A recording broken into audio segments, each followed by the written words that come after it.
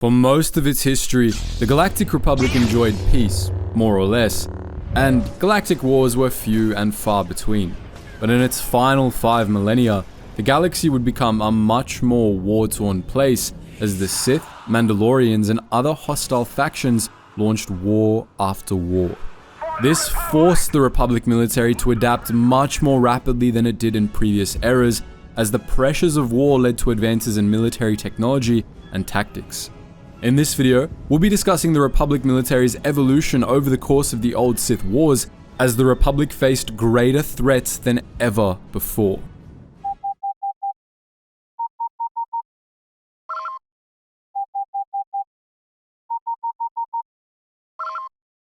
Attention, Sergeant on deck! Before we dive into the chaos of the Sith Wars, let's quickly take a step back and review what the Republic military looked like circa 5000 BBY. After 10,000 years of continuous evolution, the Republic's military technology had seen considerable advancements in pretty much every respect, and its traditions and organization had seen change as well. For the most part though, the basic structure of the Republic military was consistent throughout this period. The military was divided into 3 branches: the Republic Navy, the Republic Armies, and the Republic Starfighter Corps. All of these answered to the Republic Ministry of Defense, headed by the Minister of Defense, which, in turn, reported to the Galactic Senate, which had subcommittees for oversight and procurement for each branch. The Republic Navy was the core of the Republic military, the most prestigious, well-funded, and well-equipped of the 3 branches. The Republic Navy was mostly centralized, and by 5000 BBY, it had many time-honored traditions. The Republic Navy was allowed to unilaterally involve itself in violent unrest and armed conflict throughout Republic space, and it was also tasked with intercepting any external threats. Planetary governments could also call in the Navy if they needed its assistance, though they would have to get Senate approval for actions that would take more than a week. The Navy controlled millions of capital ships. Most of the Navy appears to have consisted of light to medium cruisers at around this time, but it also operated everything from small, speedy gunships to much larger core Galaxy Systems dreadnoughts and Cal-class battleships. Each vessel was commanded by a captain, or a commander for small vessels, and they were usually deployed as part of much larger fleets, which were commanded by admirals. Republic rear admirals, vice admirals, and full admirals commanded fleets of different sizes, and each fleet had its own theater of operations, typically covering several sectors. The largest fleets were the defense forces assigned to the core sectors, which were each commanded by an admiral of the core worlds. Admirals of the core worlds answered to their sector's planetary government and had no real authority outside their own sector, leading many in the Republic Navy to see it as a dead-end rank, a political title usually given to elderly officers as a retirement position. Many high-ranking officers from the core worlds declared themselves as having no homeworld to avoid being named an Admiral of the core worlds.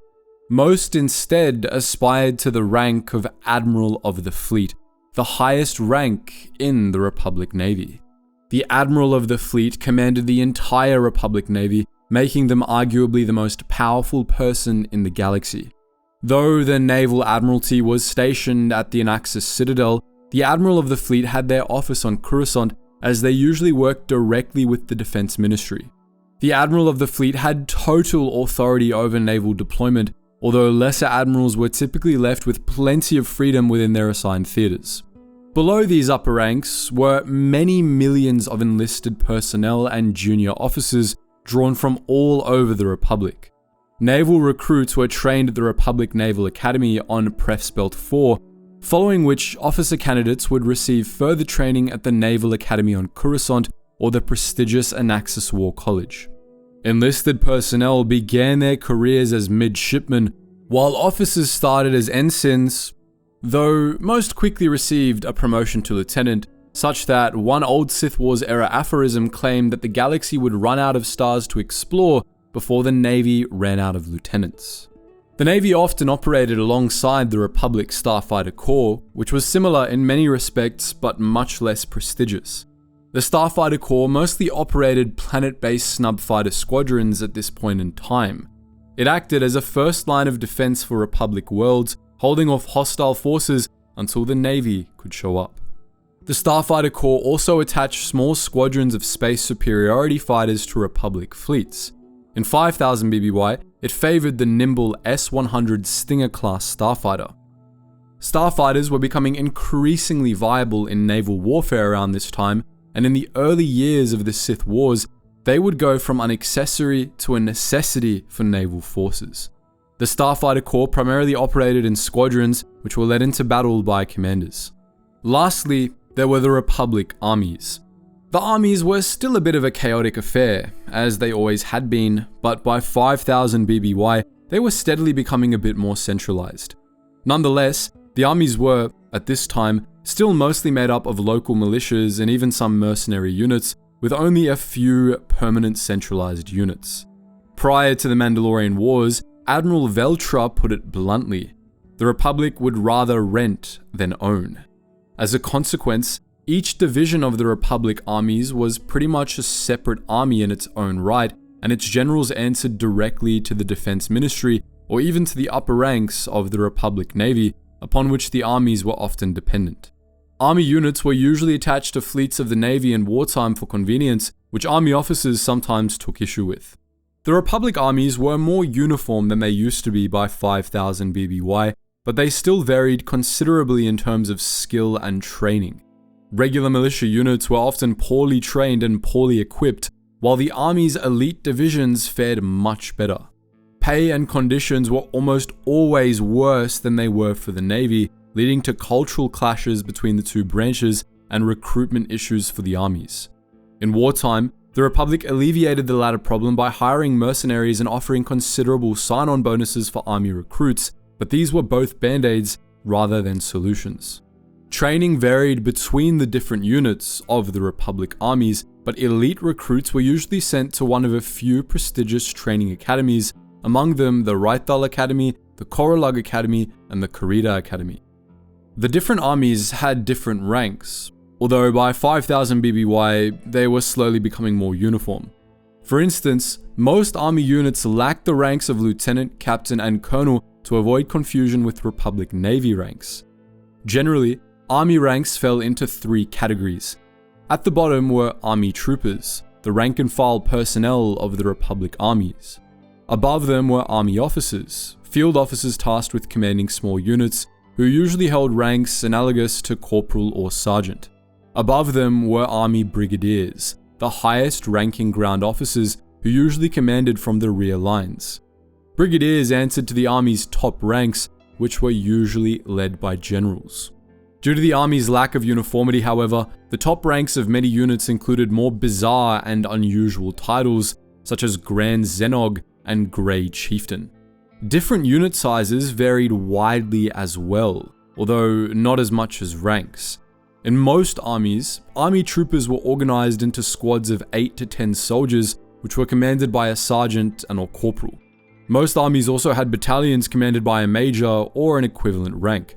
These consisted of 25 to 40 squads. 4 to 9 battalions made up a brigade, led by a brigadier. These units were often attached to Navy fleets and they usually handled full-scale battles. If more than one brigade was present on a planet, they would be grouped together into a corps, which would be led by a general. These units were mostly informal, however, and generals typically just relayed orders from the Defense Ministry to the different brigadiers. Within the Republic armies, there were a number of different specializations and elite units. Alongside standard ground units, the armies included marine units attached to capital ships, as well as army recon commandos, which operated in small, elite units tasked with independent operations in hostile territory.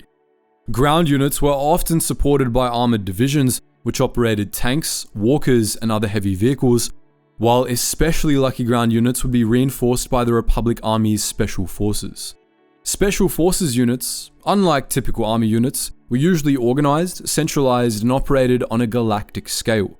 The most elite of these Special Forces units was the Rocket Jumper Elite Advanced Unit, a force of well-trained commandos equipped with rocket packs that allowed them to drop down onto enemy positions from orbit. They were the Star Wars version of Halo's ODSTs, tasked with establishing beachheads, carrying out precision strikes, extracting VIPs, breaking sieges, and other high-risk duties. As a consequence, Only the Republic's best were allowed to become rocket jumpers. In combat, rocket jumpers were disciplined and determined, known for their insistence on completing their missions or dying while attempting them. Out of combat, they were known for their odd, reckless, and often destructive behavior, to the point where the places on Coruscant where rocket jumpers congregated had the highest insurance rates in the galaxy. All told, the Republic military was in pretty good shape, but it would be put to the test when the long-forgotten Sith returned to the greater galaxy. In 5000 BBY, using a secret hyperspace route from the deep core to Korriban, known as the Daragon Trail, an enormous Sith armada appeared in the Koros system at the heart of the Republic. Before the Republic could react, the Dark Lord of the Sith, Naga Sadow, had begun a siege of the 7 worlds of the Koros system, and his fleets had spread into the core worlds, attacking Medalos, Basilisk, Thokos, Shulkin, and even Coruscant itself. Taken completely by surprise, the Republic military, even with the assistance of the Jedi Knights, struggled to fend off the Sith. In space and in the skies, the Navy's cruisers dueled jagged-hulled Sith battleships, unshielded but heavily armed, while Stinger starfighters dueled the Sith's Blade-class interceptors. On the ground, the Republic armies, the rocket jumpers, and even the Jedi Knights gave ground to vast hordes of red-skinned Massassi berserkers, Sith lords with terrible powers, and mighty war beasts. Once the initial shock of the invasion wore off, Republic forces began to recover their momentum. The Navy began to make headway against the Sith fleet with flanking maneuvers, while Jedi leadership helped the armies stop the Massassi advance. Even then, the Sith might have toppled the Republic had Naga Sadow's would-be apprentice, Gav Daragon, not turned against him. When Daragon confronted Sadow, he interrupted the Dark Lord's meditation, and in an instant, most of the attacking Sith forces vanished, revealed to be illusionary duplicates conjured up by Sith sorcery. This not only suddenly depleted the numbers of the Sith, but it left the Sith's genuine forces scattered and out of position, allowing the Jedi and the military to promptly trounce them. Sadow and his forces had no choice but to flee back to the Sith Empire, where a brutal civil war erupted among the Sith Lords. By the time the Republic Navy had caught its breath and decided to pursue the invaders, much of the Sith fleet had been reduced to a debris field over Korriban, and the rest soon fell before the Republic Navy's superior numbers and technology. The Republic military, assisted by the Jedi Order, then carried out a counter-invasion of Sith space in which the Sith Empire was destroyed and its society imploded. The threat of the Sith was over for a time. The Great Hyperspace War was brief, and the Republic military acquitted itself well in the fighting. Nonetheless, it served as a wake-up call for the Republic, a warning that there were still powerful, existential threats out in the Rim, and in the ensuing centuries, the Republic military would be forced to evolve. These changes were spurred on by other crises that sprung up across the Republic in the post-Mandaron period, among them the Gank Massacres, the Third Great Schism, the Kakeli Reconquista, the Great Droid Revolution, and the Beast Wars of Onderon. Toward the start of this period, the Republic Navy adopted a number of new capital ship classes, including several classes of enormous battleships, while the Starfighter Corps began deploying more agile Starsaber snub fighters alongside its smaller Stingers. The Republic armies saw perhaps the biggest change, as it began to experiment with the deployment of battle droids alongside its organic troops. Most prominently, these Republic battle droids included the fearsome Juggernaut war droids, which were designed to work alongside the rocket jumpers. For centuries, these droids became the pride and joy of the Republic armies, but this changed rather quickly during the Great Droid Revolution of 4015 BBY, in which the Juggernauts crushed the rocket jumpers in an aerial battle on Coruscant. The Great Droid Revolution was eventually crushed, and the Juggernauts were defeated in the end, but the incident left much of the Republic wary of droids for decades to come. Battle droids were phased out of the Republic military for a time, although they would soon be back. Across the board, the Republic military saw advances, but they weren't entirely sufficient. By 4000 BBY, the Navy's ships were becoming outdated once again, while the disorganization of the Republic armies was impeding the Republic's ability to respond to the increasing number of crises it was facing. The flaws in the Republic military would soon be laid bare by the greatest war the Republic had seen to date, a stress test that would force the Republic military to radically transform. The Great Sith War. In 3996 BBY, a new generation of Sith went to war against the Republic. These Sith weren't alien invaders, but fallen Jedi who had reclaimed the heritage of the ancient Sith, taking command of Massassi armies and powerful Sith artifacts. They were allied with the Mandalorian Crusaders, the Krath cult of the Koro system, and the Macrosa Order, and their Dark Lord, Exar Kun, lured many young Jedi to his cause, sparking a civil war within the Jedi Order.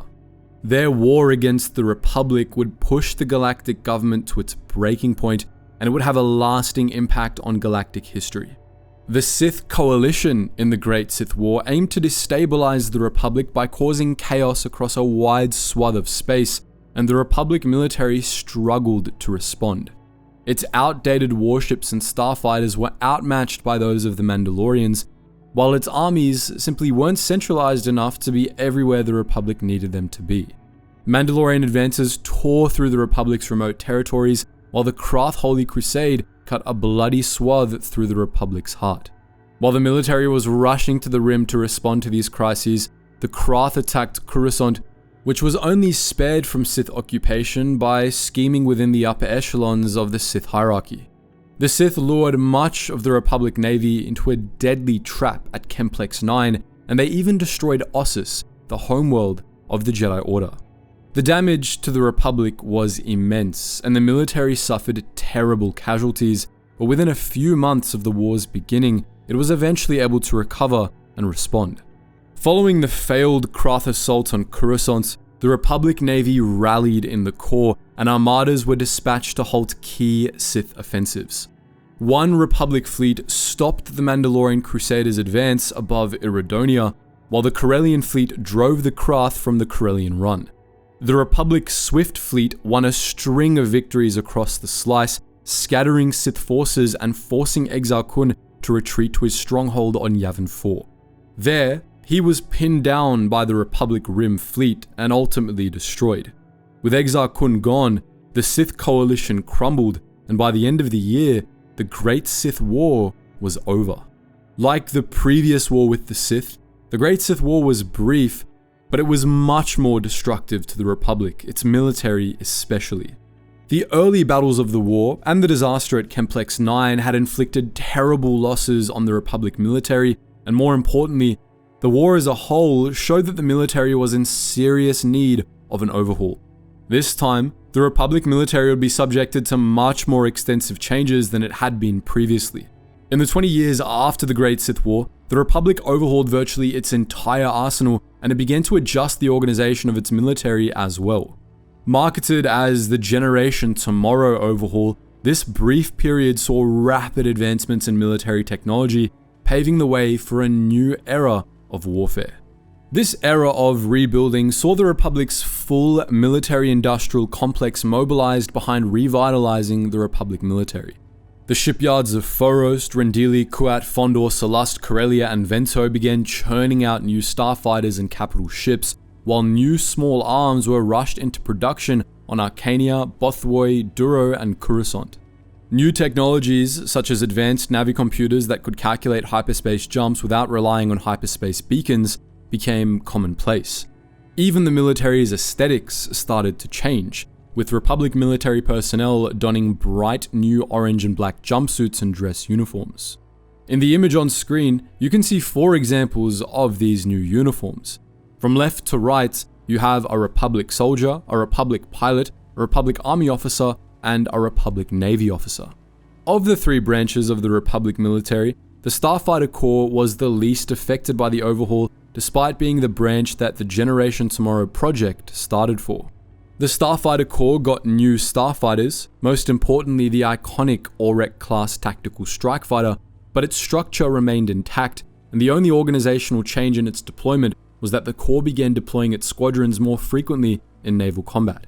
Since the Aurek and the new Chela-class starfighter were hyperspace capable, they were able to carry out independent, long-range operations and accompany fleet groups on a wider variety of missions, increasing their combat utility. The Navy began deploying its attached fighter squadrons much more often at around this time, employing the new Oryx and fighter screens, attack wings, and scout units.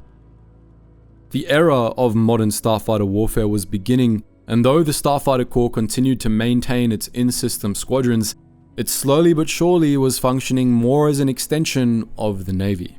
Speaking of, the Republic Navy threw out pretty much its entire fleet after the Great Sith War, replacing it with new fleets of state-of-the-art Hammerhead-class cruisers, Foray-class blockade runners, Axehead-class frigates, and Inexpungible-class command ships. This was the start of a shift away from the huge, ponderous battleships of previous eras and towards fleets composed of smaller, more agile cruisers and frigates that could be manufactured and deployed in large numbers. Larger cruisers and battleships remained in small numbers, including the new Inexpungible command ships, but Navy battle doctrines strongly emphasized these smaller vessels. The Navy's command structure remained largely the same, but the structure and deployment of its fleets changed to account for their new composition. But perhaps the biggest changes happened in the Republic armies. At long last, the armies began to centralize, slowly but inexorably.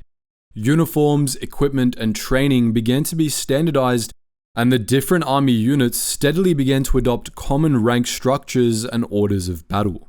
The Republic armies were even officially renamed to the Republic Army, and though it still functioned in a semi-decentralized manner, the army was well on its way to becoming a much more unified force. Army units still tended to function as extensions of fleet groups, and some were even attached to fleets as marine detachments, but a unified Republic army was nonetheless coming into being. The Republic army also saw an overhaul of nearly all of its equipment. Republic soldiers not only received new uniforms, but also new breath masks, protective gear, optional cybernetic implants, and in some cases, even stealth fuel generators.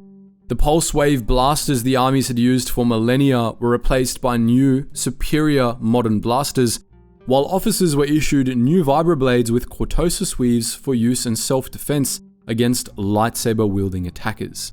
The Republic Army also reintroduced battle droids into its lineup at around this time. These became increasingly common in Republic ranks throughout the old Sith Wars, especially as the Republic began suffering serious manpower shortages. By 3970 BBY, as the Republic continued to recover from the Great Sith War, this new and improved Republic military was ready for action. It would be tested sooner rather than later, for even as the final stages of this military overhaul were taking place, the Mandalorian Neo-Crusaders began conquering star systems beyond the borders of Republic space. The Senate decided to ignore these expansions, as the Mandalorians were avoiding Republic worlds, and so the Republic did nothing while the Mandalorians built up an empire. After a decade of expansion, they had created a mighty war machine in the Outer Rim, and the reigning Mandalore was rallying his troops for what he claimed would be the most glorious crusade of all, a full-scale invasion of the Republic. In 3966 BBY, the Mandalorians finally began to encroach on Republic territory, advancing toward the city planet Taris, a non-Republic world with strong Republic trade ties. But when they did, the unthinkable happened. The Senate did something. It dispatched a massive portion of the Republic Navy to establish the Jebel Vanquo Tanith Line, a massive security cordon around Taris. In the words of Saul Karath, one of the fleet captains sent to participate in the security cordon, Mandalore spends years picking off unaligned rimworlds. The Senate sits. Mandalore gets too close to one full of Republic business interests, and the Senate throws at Republic membership and a security cordon so long it would take 5 fleets our size to crew it. At last, the Mandalorians could go no farther without engaging the Republic head-on. The Mandalorian advance halted. For the next 8 months, apart from a few minor skirmishes in the territory between the Line and Mandalorian space, the Mandalorians and the Republic simply waited, staring each other down. Republic military analysts believed that they had stopped the Mandalorians' expansion. They would prove tragically wrong. In 3964 BBY, out of nowhere, the Mandalorians launched a massive invasion of Republic space, attacking in 3 separate sectors all at once. In the Taurus Theater, the Mandalorians unleashed an all-out assault on Vanquo, causing other units on the Jebel Vanquo Tarnith line to break away to reinforce Vanquo, allowing a second Mandalorian fleet to slip through and attack Taurus. Republic forces were thrown into complete disarray, and in the confusion, the Mandalorians were able to utterly destroy many of the fleets assigned to the line, significantly depleting the Republic Navy's strength. In the end, the Republic not only lost Vanquo, but also Taurus, Jebel, and Tarnith, and from there, the Mandalorians pushed further into Republic space. Mandalorian fleets annihilated further Republic units in the Tyon Cluster and the Northern Dependencies, and the invasion of the Republic, the true beginning of the Mandalorian Wars, kicked off. This initial attack, known as the Onslaught, dealt the Republic military terrible casualties, and from there, the Republic military rapidly lost control of the situation. The Mandalorians pressed the offensive, and Republic forces were crushed again and again, massacred at Sirocco, at Eris III, and even at Duro, where the Navy failed to deny the Neo-Crusaders entry to the core worlds. For all its new toys, the Republic military was badly outmatched by the Mandalorians, who had even better technology, fiercer warriors, and above all, more ruthless tacticians. Whole Republic armies were destroyed, fleet groups were lost, and most of the Republic's remaining large battleships were destroyed.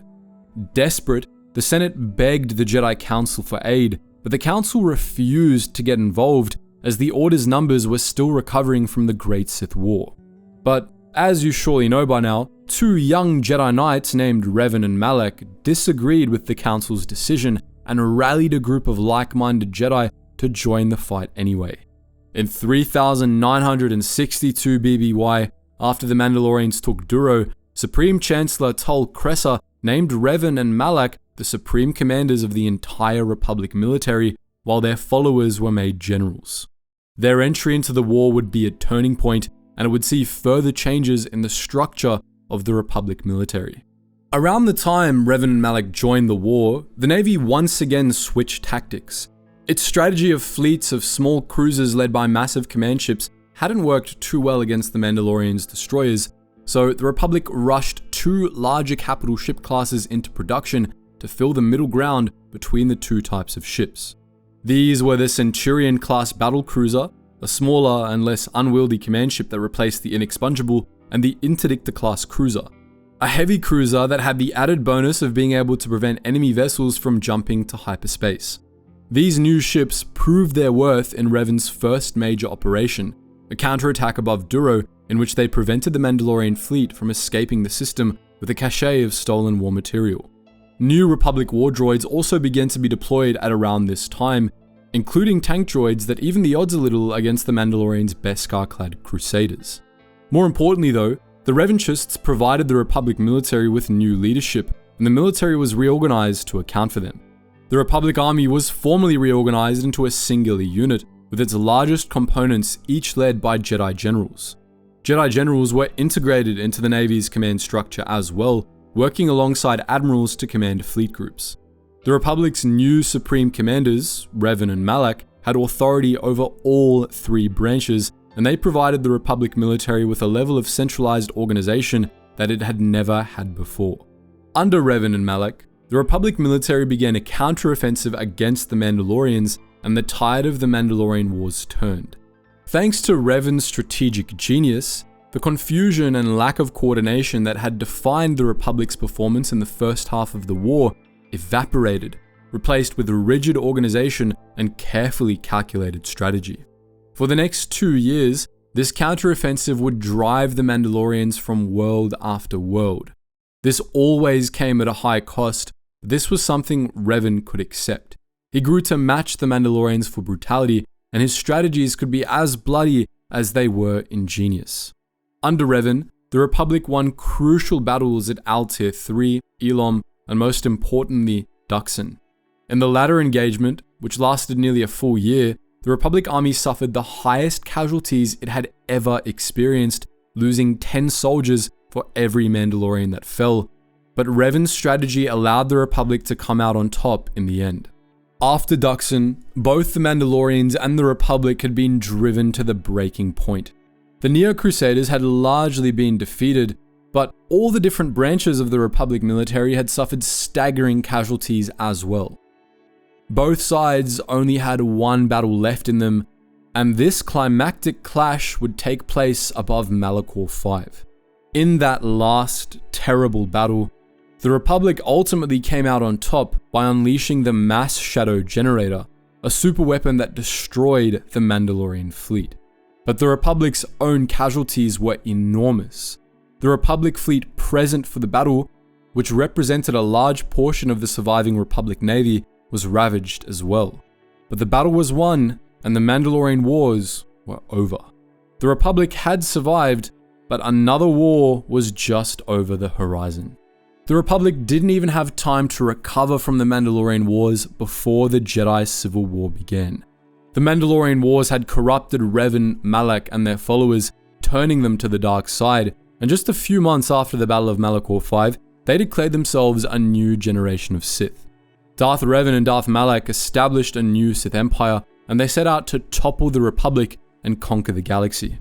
Worst of all, many in the Republic, especially among the military, supported the new Dark Lords, and many defected to join Revan's army. The Republic military was already in a bad state after the Mandalorian Wars. Its numbers had been ravaged, it was low on ships, and its supply lines were in tatters.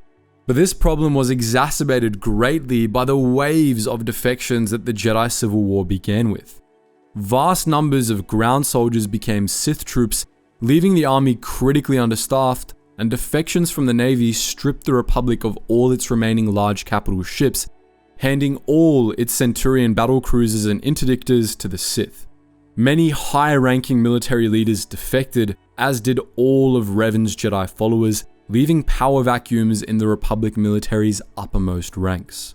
In the face of these issues, the Republic military had to adapt, and it had to do so fast. The Navy changed up its doctrine once again, shifting to relying entirely on small capital ships, which were all the Republic could afford to produce anyway. Hammerhead cruisers and 4A blockade runners became the new face of the Navy, and though they were dwarfed by the ships of the enemy, they actually fared much better than they had in the Mandalorian Wars, as they no longer needed to account for the sluggishness of large command ships. The Republic began deploying starfighters much more often to prop up the Navy, and this also played a major role in helping the fleet survive. On the ground, the Republic began to rely more and more on battle droids to support its outnumbered soldiers, and those soldiers received new equipment. Early in the Jedi Civil War, the Sith began deploying elite squads equipped with state-of-the-art energy shields, which could shrug off blaster fire for a time before their generators burned out. A small unit of shielded soldiers could take out a whole company of unshielded ones, but fortunately for the Republic, these shields weren't perfect. In particular, they were useless against vibroblades and other non-energy based melee weapons, and as a result, melee weapons became standard issue gear for Republic troops, greatly minimizing the threat of shielded Sith units. The Republic eventually reverse engineered the Sith shields and began deploying its own shielded squads, which evened out the odds a little more. Despite all these improvements, and despite assistance and leadership from the Jedi Order, the Republic military was still utterly outmatched by the new Sith threat. In a matter of years, Revan's forces conquered a third of Republic space, and the Navy was pushed to the brink of collapse. The Republic military only managed to pull through thanks to Bastila Shan, a Jedi commander who was skilled in the art of battle meditation. Bastila helped the military eke out just enough victories to keep the Republic intact, and in one crucial battle, she even managed to capture Darth Revan. Darth Malak rose to take his master's place, and under him, the Sith offensive became more brutal than ever before, driving the Republic military even closer to total defeat. But the captured Revan was redeemed by the Jedi, and in the end, he and Bastila were able to help Admiral Dodonna of the Republic Navy pull off a decapitation strike against the Sith Armada in the Battle of Rakata Prime. This led to the sudden and complete implosion of the Sith Empire, which descended into its own vicious civil war, in the absence of a strong leader. Against all odds, the Republic was given a stay of execution, but its victory in the Jedi Civil War came at an enormous cost. The Republic military remained weak for many years after the Jedi Civil War. It had suffered such extensive casualties that, in the years immediately following the war, it didn't have the strength to patrol more than the core regions of Republic territory. This, combined with other crises, some of which were made worse by the activities of Sith remnants, threatened to destroy the Republic completely. Fortunately, the Sith remnants were wiped out in 3951 BBY thanks to the efforts of the Jedi exile Meetra Surik, who also helped stabilize the Republic on a number of key fronts. Also vital to the Republic's recovery was Admiral Carth Onasi, an ally of Revan who helped keep the Republic military intact. Onasi and a Navy task force helped Meetra Surik defeat Darth Nihilus in the Battle of Telos IV, and he provided the sort of strong leadership that the military desperately needed. Largely thanks to Admiral Onasi, the Republic military slowly but surely began to recover. As it did, the military once more evolved, taking all the lessons it had learned during the past decades of war to heart. Even after recovering from the privation of the Jedi Civil War, the Republic Navy stuck to the doctrine of relying primarily on smaller cruisers and frigates, with a few medium cruisers mixed in for added flexibility. The Hammerhead-class cruiser, which had performed so well during the Jedi Civil War, stuck around, and it would remain in service for millennia. By the time Admiral Onasi's career came to an end, the Republic Navy had more or less returned to its former glory, now battle-hardened and with improved tactics. The Republic Army, meanwhile, was finally fully centralized. Ranks and orders of battle became standardized, and the Army finally began to operate independently of the Navy. It continued to make extensive use of battle droids, and its soldiers were continually issued new equipment as technology advanced. New units of elite soldiers were created, and the Army's upper ranks were clarified and restructured, creating a more robust chain of command. An increase in prestige, pay, and training in the Army finally solved its long-running manpower shortage as well. Of the three branches, only the Republic Starfighter Corps saw no real change. It had performed well during the Jedi Civil War, and it continued to see use in more or less the same capacity for generations to come. In the end, the Republic military survived the crucible of the old Sith Wars, and it emerged even stronger for it. It would be tested yet again just a few centuries later, when the Sith reared their heads once again, but for a time, it presided over a stable republic, one that was finally able to recover from the horrors it had been put through. But what do you think? Would you like to see more videos about this era of Republic history, or more videos about the evolution of the Republic military? Let us know all that and more in the comment section below. And as always guys, thank you so much for watching, and I hope to see you in the next video.